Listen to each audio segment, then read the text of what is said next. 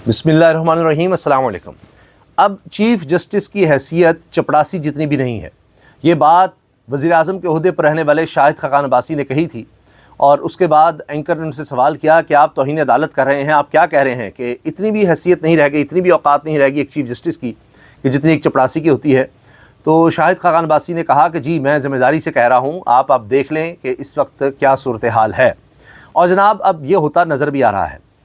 हाल ये है कि पिछले 3 माह में, सिर्फ पिछले 3 माह में चौथी मरतबा है कि वफाकी आइनी अदालत के एक जज वफाकी आइनी अदालत के हैं, और वो कह रहे हैं कि जनाब सिर्फ इख्तियार हमारे पास है आइन की तशरीह का, सुप्रीम कोर्ट का अब कोई लेना देना नहीं।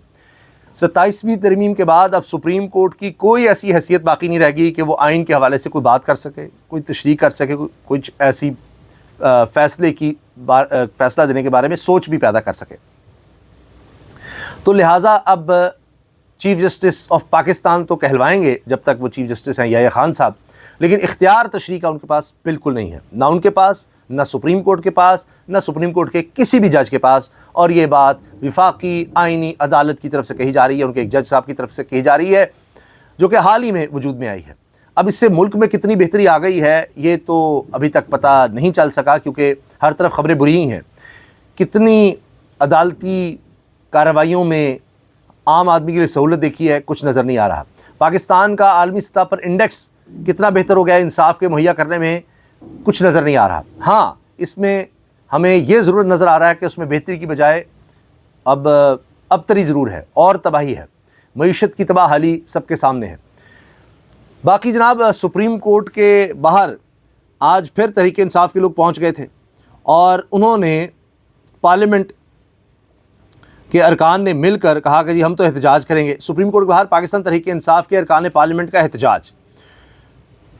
PTI अरकान पार्लियामेंट ने बानी इमरान खान के मुकदमात मुकर्रर करने और अहले खाना से मुलाकात कराने का मुतालबा किया है। एहतजाज में अपोजिशन लीडर सेनेट अल्लामा राजा नासिर अब्बास, सलमान अकबर राजा, आमिर डोगर, शफी जान, मोहम्मद हुसैन, शाहिद खट्टक समेत दीगर अरकान भी शामिल थे। एहतजाज के शुरका ने बानी PTI खान के ज़ाती मुआलजीन से मुआयने का भी मुतालबा किया। गुज़श्ता दिनों अपोजिशन अरकान ने पार्लियामेंट के अहाते में, जबकि PTI कारकुनान ने मोटरवे पर 4 रोज़ धरना दिया था। बाद में वज़ीर आला सुहेल आफरीदी ने रमज़ान के बाद इमरान खान रिहाई फोर्स तश्कील देने का ऐलान किया, और फिर जाकर एहतजाज ख़त्म हुआ था। मगर अब ये भी पता चल रहा है कि उस एहतजाजी फ़ोर्स के हवाले से भी ये बातें आ रही हैं कि जी ना ही बनाया जाए, और उस पर बड़ा दबाव है। और ये महमूद खान चकज़ई साहब और दीगर ने भी पहुंचा दिया है कि जी होश के नाखुन लें, जो भी करना है हमने करना है, आप ज़रा इस तरफ ना ही आए। बाकी जी सिक्योरिटी फोर्सेस ने बड़ी कार्रवाई की है। पशीन में 5 खारजी दहशतगर्द हलाक कर दिए हैं। भारतीय स्पॉन्सर्ड ये दहशतगर्द बताए जा रहे थे जिनको हलाक किया गया है। इसके अलावा दहशतगर्दों ने भी 5 FC के जवानों को ज़ख्मी किया, क्वाड कॉप्टर के ज़रिए हमला किया गया। फिर ये इतलात भी है खुरासान डायरी के बकौल कि 2 उसमें शहादतें हुई, और फिर जो एम्बुलेंसेस जा रही थी, दहशतगर्दों ने उन एम्बुलेंसेस का भी घेराव कर लिया और उनको भी निशाना बनाया। आप देखिए कि ये हालात हो चुके हैं कि अब ये एम्बुलेंसेस को भी रास्ता नहीं देते दहशतगर्द। और कहा जा रहा है कि वहाँ रेस्क्यू के अमले के लोग, यानी 1122 की एम्बुलेंसेस के लोग भी ज़ख्मी हुए थे। तो ये भी बड़ा एक अफसोसनाक पहलू सामने आया है कि अब ये दहशतगर्द यहाँ तक आ गए, क्योंकि कोई अखलाकियात, कोई इस तरह की चीज़ तो है ही नहीं, रही नहीं, जिसकी वजह से हम देख रहे हैं कि इस तरह के वाक़यात हो रहे हैं कि अब अगर किसी ज़ख्मी को लेने के लिए जाया जाता है तो वहाँ पर ये इंतज़ार करते हैं कि अच्छा इस ज़ख्मी को लेने के लिए एम्बुलेंसेस आएंगी तो उनको भी हमने निशाना बनाना है। ये तो हालात हो गए हैं, अल्लाह ताला रहम फरमाए। अच्छा जी, इसके साथ साथ FIA ने भी कार्रवाई की है और कुछ लोग गिरफ़्तार किए हैं। इसमें 8 लोग बताए जा रहे हैं जिनकी गिरफ़्तारी की गई है FIA की तरफ से। अब अफ़गानिस्तान की जो सूरत हाल है वो दिन ब दिन ख़राब हो रही है। पाकिस्तान ने अफ़गानिस्तान में दहशतगर्दों के ठिकानों को निशाना बनाया, और उसके बाद अब अफ़गान तालिबान की धमकी दे रहे हैं कि जी हम भी पाकिस्तान की पोस्ट्स को निशाना बनाएंगे, फ़ौजियों को निशाना बनाएंगे। अब अगर ऐसा होता है तो ये अफ़गान तालिबान हुकूमत को भी बताया कि इसका बड़ा ख़तरनाक और ख़ौफनाक जवाब दिया जाएगा और फिर जंग फैलेगी। इसीलिए वहाँ पर अब ये सोच तो है कि जी हम कुछ करके दिखाएं, ये करें वो करें। लेकिन आप देखिए कि पहले भी यही हुआ कि कुछ लोगों को बचाने के लिए या इस तरह अपनी मर्ज़ी के चक्कर में एक जंग में पूरी कौम को धकेल दिया। अब अफ़गान अवाम میں یہ سوچ ہے کہ بھئی یہ افغان طالبان آئے ہوئے ہیں، ٹی ٹی پی کو انہوں نے پناہ دی ہوئی ہے، نہ تو یہ ان کو یہاں سے نکال رہے ہیں، پاکستان اگر ثبوت دے رہا ہے تو ان کا کچھ کیا جائے یا پاکستان کی تسلی کروائی جائے کہ بھئی یہاں کوئی دہشت گرد نہیں ہے، کچھ نہیں ہے، تو پھر یہ کیوں جنگ چھیڑ رہے ہیں؟ تو افغان عوام بھی تنگ آ چکے ہیں، نہ وہاں انسانی حقوق ہیں، نہ وہاں کوئی روزگار ہے، نہ تعلیم ہے بچیوں کے لیے، کچھ بھی نہیں ہے وہاں پر، تو لوگ تنگ آ چکے ہیں اس نظام سے، تو وہاں پر بھی اب مسائل ہو رہے ہیں۔ بہرحال پاکستان اپنے آپ کو محفوظ بنانے کے لیے کارروائی کر رہا ہے۔ ایف آئی اے نے ایکشن لیا ہے ہیومن اسمگلرز کے خلاف، سب ایجنٹ اور 8 افغان نیشنل گرفتار کیے ہیں، کیونکہ یہ لوگ بھی انسانی اسمگلنگ میں ملوث تھے۔ وہاں سے کئی لوگ پاکستان آنا چاہتے ہیں، پاکستانی شہری خود کو دکھانا چاہتے ہیں، یہ بھی ایک مسئلہ بنا ہوا ہے۔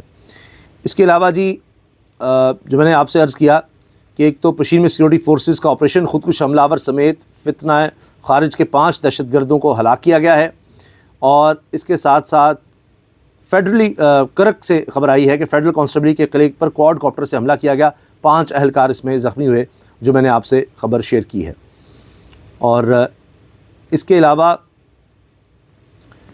جو ڈیٹیل آ رہی ہے دہشت گردوں کے خلاف کارروائی کی، اس میں یہ نظر آ رہا ہے کہ اب انٹیلیجنس بیسڈ آپریشنز جس طرح سے ہو رہے ہیں تو دہشت گردوں تک مزید پہنچنے کی کوشش ہو رہی ہے کہ اس سے پہلے کہ وہ مختلف علاقوں میں حملہ آور ہوں ان تک پہنچا جا سکے۔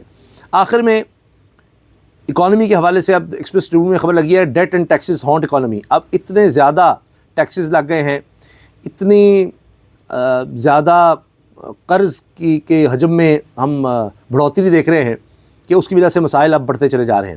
البتہ حکومت آپ کو سب اچھا دکھائے گی، حکومت کہے گی ہاں جی بڑا زبردست بہترین چل رہا ہے۔ پاکستان کے لیے ایک اور مسئلہ یہ پیدا ہو رہا ہے کہ اب اس وقت قطر ہمیں نظر آ رہا ہے اور یو اے ای یہ ایک طرف جا رہے ہیں، سعودی عرب دوسری طرف جا رہا ہے، تو پاکستان کے لیے بیلنس کرنا مشکل ہو رہا ہے۔ یہ ایک بڑی خبر ہے اور اس کے اثرات پاکستان پر بھی پڑ رہے ہیں، پاکستان کی افغانستان کی جو صورتحال ہے اس پر پڑ رہے ہیں، دہشت گردوں کے خلاف پاکستان کی جو کارروائی اس پر بھی پڑ رہے ہیں، کیونکہ وہ سپورٹ جو ہمیں ان ممالک سے ملنی چاہیے، یو اے ای ہو گیا، قطر ہو گیا، وہ ہمیں نہیں مل رہی۔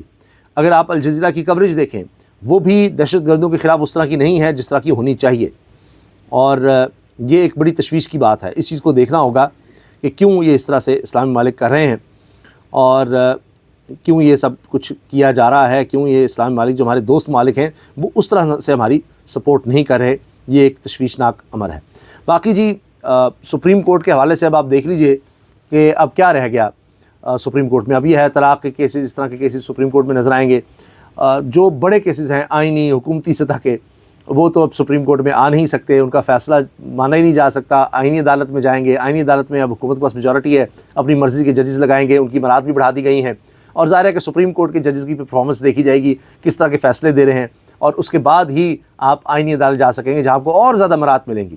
یعنی پہلے ہائی کورٹ سے آپ نے جانا ہے، اگر سپریم کورٹ، تب بھی ہائی کورٹ سے آپ نے چیف جسٹس بننا ہے، تب بھی حکومت کے پاس میجورٹی ہے، پھر انہوں نے دیکھنا ہے کون کس طرح سے ہمارے معیار پر پورا اتر رہا ہے، اور اس کو پھر ہم سپریم کورٹ لے جائیں گے۔ سپریم کورٹ میں ہمارے معیار پر کون پورا اترا ہے، اس کو پھر وفاقی آئینی عدالت لے جائیں گے، جہاں پر یہ کہا جا رہا ہے کہ سپریم کورٹ کے پاس کوئی اختیار نہیں ہے اب کہ وہ آئین کی تشریح کر سکے۔ یہ حال ہو گیا ہے سپریم کورٹ کا، جو کہنے کو سپریم رہ گئی ہے۔ اللہ حافظ۔